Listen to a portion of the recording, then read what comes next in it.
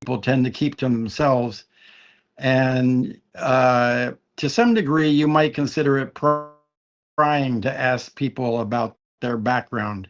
You don't ask those kinds of questions in the USA, but here it's considered normal and it shows interest in the person. So those things are different.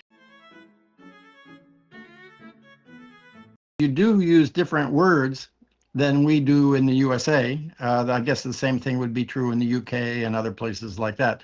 So experiences for things like that I've had. If you go into a restaurant and you want to get a piece of paper to dry your hands with for something, in the Philippines, you ask for a tissue. But Right. In the United States, you ask for a napkin, which has a very different meaning here. And that was a little bit embarrassing when it first happened because the person was trying to tell me I didn't want a napkin, and I said, "No, I do want a napkin." "Well, why do you need a napkin, sir?" And situations like that occur. Um, the one with the pronunciation would be something like I'd be walking down the street and there'd be a young child coming the other way, and they have a tendency to say hi Jew,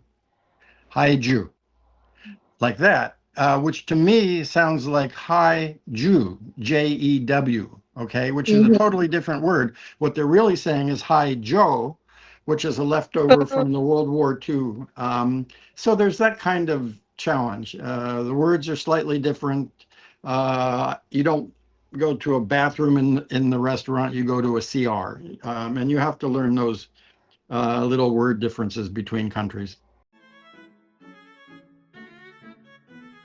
Different. Well, part of it, since I've been here for 14 years, for the first year or two, it was hard. I kind of had to retrain my ear, and I needed to pause for a minute and think about what word might sound like what I was hearing that they're trying to say.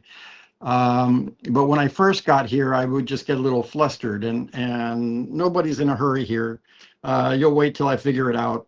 And that was probably the best way to handle with the challenge. As far as the different words go, CR and tissue, things like that, that's more, it just takes the time. You run into the situation and you learn not to do it again, which I suspect is pretty much how we grow up learning language also. Um, Now, you would think after 14 years, the other thing that should help me is to learn the local language and be able to speak Cebuano. But that hasn't worked out so well for me. I understand a little bit, but I can't speak it. I wish I could.